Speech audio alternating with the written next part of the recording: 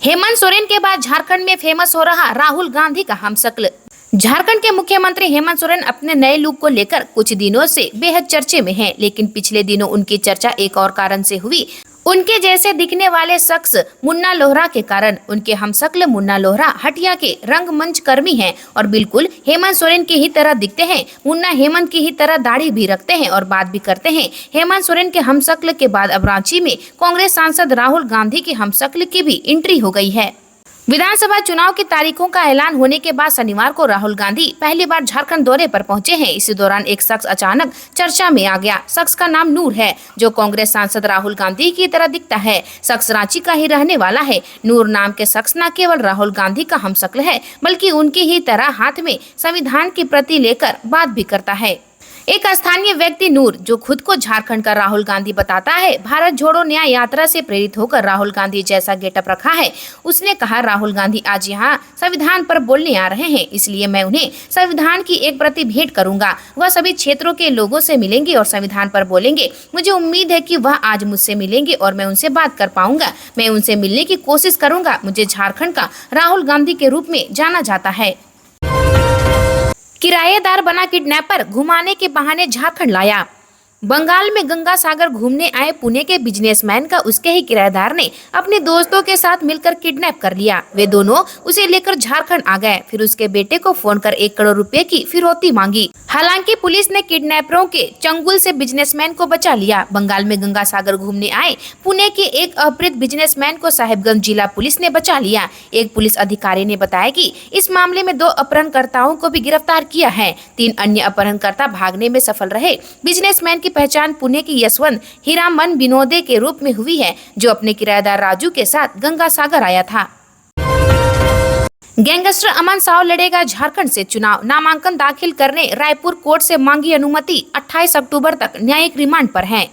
Raipur jail में बंद gangster अमन साव झारखंड से विधानसभा चुनाव लड़ेगा। उसके वकील ने इसकी जानकारी दी है। अमन साव को शनिवार को रायपुर कोर्ट में पेश किया गया था। फिलहाल कोर्ट ने उसे 28 अक्टूबर तक न्यायिक रिमांड पर भेज दिया है। वकील हेमंत कुमार ने कहा कि हमने कोर्ट में जज के सामने अपनी बात रखी है। अमन बड़कागांव विधानसभा सीट से चुनाव लड़ना चाहता है। चुनाव का नामांकन दाखिल करने के लिए उसे झारखंड ले जाना होगा। हालांकि अभी कोर्ट ने आदेश नहीं दिया है। 108 एम्बुलेंस कर्मियों ने हड़ताल किया खत्म। 3 माह का बकाया वेतन का हुआ भुगतान। काम पर लौटे सभी मरीजों को मिली राहत। गिरिडीह में 6 सूत्री मांगों को लेकर सभी 108 कर्मी पिछले 5 दिनों से हड़ताल पर थे। सोमवार को 3 माह का बकाया वेतन भुगतान हो जाने पर हड़ताल को समाप्त कर दिया गया है। इस मौके पर 108 कर्मियों ने संघ के जिलाध्यक्ष और मजदूर मोर्चा के नेता को गुलदस्ता भेंट देकर सम्मानित किया। इस संबंध में जानकारी देते हुए झारखंड मजदूर मोर्चा के प्रदेश अध्यक्ष अशोक सिंह एवं जिला अध्यक्ष बाबू तांती ने बताया कि उनकी 6 सूत्री मांगों में से एक बकाया मानदेय का भुगतान किया गया है। साथ ही उन्हें PEF ECS का लाभ देने एवं वेतन में 10% की बढ़ोतरी करने का आश्वासन भी दिया गया है। वहीं आचार संहिता लागू भी हो चुका है। इन सभी को देखते हुए उन्होंने अपना हड़ताल स्थगित कर दिया है। अगर इस दौरान किसी भी कर्मियों को हटाया जाता है या फिर हड़ताल के दौरान उनकी वेतन में कटौती की जाती है, तो पुनः आचार संहिता के बाद वे सभी हड़ताल करेंगे। झारखंड में चुनाव से पहले इलेक्शन कमीशन की बड़ी कार्रवाई। DGP को तत्काल प्रभाव से हटाने का आदेश। झारखंड में चुनाव के पूर्व ही भारत निर्वाचन आयोग ने झारखंड के प्रभारी DGP अनुराग गुप्ता को उनके पद से हटा दिया है। आयोग ने उनके पुराने विवादित इतिहास को देखते हुए यह निर्णय लिया है। आयोग ने अपने आदेश में कहा है कि उनके स्थान पर किसी वरिष्ठ IPS अधिकारी को DGP के पद पर बैठाया जाए। इसके लिए आयोग ने 21 अक्टूबर तक वरिष्ठ IPS अधिकारियों का पैनल आयोग को सौंपने को कहा है, जिस पर आयोग निर्णय लेगा। वर्तमान में अनुराग गुप्ता को छोड़कर 3 IPS अधिकारी वरिष्ठ हैं। इसमें 1979 बैच के IPS अधिकारी अजय कुमार सिंह, 1990 बैच के अनिल पाल्टावा, 1992 बैच के प्रशांत सिंह शामिल है। इस पैनल पर आयोग विचार करेगा और उसके बाद DGP पद के लिए निर्णय लेगा। पश्चिमी सिंहभूम में ट्रेन की चपेट में आकर वृद्ध महिला की मौत। जांच में जुटी पुलिस।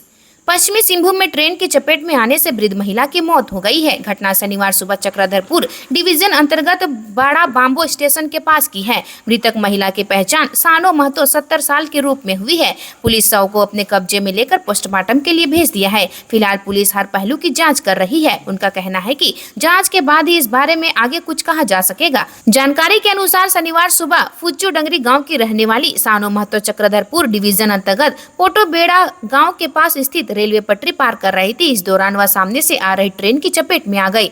पोटोबेड़ा गांव बड़ा बाम्बो स्टेशन के समीप है। इधर स्थानीय ग्रामीणों ने हादसे की सूचना आमदा ओपी पुलिस को दी है। सूचना मिलते ही थाना प्रभारी अविनाश कुमार दल बल के साथ घटना स्थल पर पहुंचे। राशन कार्ड धारियों के लिए बड़ी खुशखबरी, मिलेगा बैकलॉग का राशन। झारखंड विधानसभा चुनाव और दीपावली एवं छठ समेत अन्य त्योहारों से ठीक पहले राशन कार्ड धारियों के लिए अच्छी खबर आई है। चुनाव से पहले उन्हें बकाया राशन भी मिलेगा। पूर्वी सिंहभूम जिले में ग्रीन राशन कार्ड धारक 41,447 परिवारों के कुल 1,16,910 सदस्यों के लिए 7,500 क्विंटल चावल का आवंटन आया है। इसे जिले के सभी 11 प्रखंडों के राज्य खाद्य निगम के गोदामों से पीडीएस डीलर के गोदामों में भेजा गया है। पूर्वी सिंहभूम जिले में अभी 2 माह का राशन 41,447 कार्डधारियों को मिलेगा। इसमें जनवरी 2024 बैकलॉग माह का और वर्तमान में नवंबर 2024 का खाद्यान्न मिलेगा। झारखंड चुनाव से पहले मुश्किल में कांग्रेस नेता डॉक्टर अजय कुमार, चुनाव आयोग ने शुरू की जांच। विधानसभा चुनाव की अधिसूचना जारी होते ही जमशेदपुर के पूर्व सांसद डॉक्टर अजय कुमार, जो कांग्रेस के पूर्व अध्यक्ष भी रह चुके हैं, के खिलाफ चुनाव आयोग ने एक शिकायत की जांच शुरू कर दी है। उन पर भारतीय जनता पार्टी के एक नेता ने आरोप लगाए हैं। पूर्वी सिंहभूम जिले के भारतीय जनता पार्टी के नेता अंकित आनंद ने चुनाव आयोग में कांग्रेस नेता डॉक्टर अजय कुमार की शिकायत की है। अपनी शिकायत में उन्होंने कहा है कि चुनाव की घोषणा के बाद भी जूता, जर्सी व ट्रैक सूट आदि का वितरण किया जा रहा है। शिकायत में यह भी आरोप है कि कार्यक्रम में पुलिसकर्मी भी मौजूद थे। शिकायत के बाद केंद्रीय चुनाव आयोग ने झारखंड चुनाव आयोग को मामले की जाँच का निर्देश दिया है। हम आरक्षण पर 50% की लिमिट हटा देंगे, राहुल गांधी। कांग्रेस सांसद और लोकसभा में विपक्ष के नेता राहुल गांधी ने शनिवार को बड़ा ऐलान कर दिया। उन्होंने कहा कि सत्ता में आने पर हम आरक्षण पर 50% की सीमा भी हटा देंगे। राहुल गांधी ने निर्वाचन आयोग को लेकर भी भाजपा पर बड़ा आरोप लगाया। उन्होंने कहा कि भाजपा चुनाव आयोग के साथ सीबीआई, ईडी, आयकर विभाग नौकरशाही को नियंत्रित करती है। जाति जनगणना सामाजिक एक्सरे का जरिया है। इसका प्रधानमंत्री मोदी ने विरोध किया है। संविधान सम्मान सम्मेलन को संबोधित करते हुए राहुल ने सवाल किया कि संविधान की रक्षा कौन सी संस्थाएं करती है? मीडिया करती है? मीडिया ऐसा नहीं करती। चुनाव आयोग इसकी रक्षा करता है? नहीं, चुनाव आयोग भी संविधान की रक्षा नहीं करता। ब्यूरोक्रेसी, सीबीआई, ईडी और आयकर विभाग इसकी रक्षा करते हैं? नहीं, इन सभी संस्थाओं को भाजपा ने कंट्रोल कर लिया है। झारखंड के नए डीजीपी बने अजय सिंह। चुनाव आयोग के निर्देश पर हटाए गए अनुराग गुप्ता। 3 महीने पहले संभाला था पदभार। झारखंड चुनाव से पहले चुनाव आयोग ने राज्य के कार्यवाहक पुलिस महानिदेशक अनुराग गुप्ता को तत्काल प्रभाव से हटा दिया है। चुनाव आयोग ने इसके लिए राज्य सरकार को निर्देश जारी किया है। चुनाव आयोग ने अपने आदेश में कहा है कि वर्तमान डीजीपी को हटाकर उनके रैंक के सबसे सीनियर अधिकारी को इसका प्रभार सौंपे। आयोग ने राज्य सरकार से शाम 7 बजे तक कार्रवाई की रिपोर्ट तलब की है। इससे पहले चुनाव आयोग के निर्देश पर राजधानी रांची के उपायुक्त मंजूनाथ भजमंत्री को हटाया जा चुका है। उनके स्थान पर वरुण रंजन को राजधानी रांची का उपायुक्त बनाया जा चुका है। राज्य सरकार की ओर से जीपी अनुराग गुप्ता को हटाने से संबंधित अभी कोई पत्र जारी नहीं किया गया है। बता दें कि 3 महीने पहले ही उन्हें झारखंड का डीजीपी बनाया गया था। नूडल्स की तरह 2 मिनट में नहीं लिए जाते सभी फैसले। झारखंड में जेएमएम के सीट शेयरिंग से आरजेडी नाराज, मनोज झा ने सुनवाई खरी खोटी। झारखंड के मुख्यमंत्री हेमंत सोरेन ने आईएनडीआई के सीट शेयरिंग के फॉर्मूले का ऐलान किया है। हेमंत सोरेन ने राज्य की 81 विधानसभा सीटों में से 70 सीटों पर झामुमो और कांग्रेस के चुनाव लड़ने का ऐलान किया है, जबकि राजद व वाम दलों को 11 सीटें दी हैं। हेमंत सोरेन ने सीट शेयरिंग के ऐलान के तुरंत बाद राजद ने इसे झामुमो कांग्रेस का एकतरफा फैसला बताया है। आरजेडी नेता मनोज कुमार झा ने दावा किया कि पार्टी ने झारखंड विधानसभा की 15 से 18 सीटों की पहचान की है, जहाँ वह अकेले बीजेपी को हरा सकती है। हेमंत सोरेन के सीट शेयरिंग की घोषणा पर मनोज कुमार झा ने कहा कि सभी फैसले 2 मिनट के नूडल्स की तरह नहीं लिए जा सकते। उन्होंने कहा कि हमारे लिए सभी विकल्प खुले हैं। बाघमारा विधानसभा के बदले गए 22 बूथ, राजनीतिक दलों की सहमति के बाद लिया गया फैसला।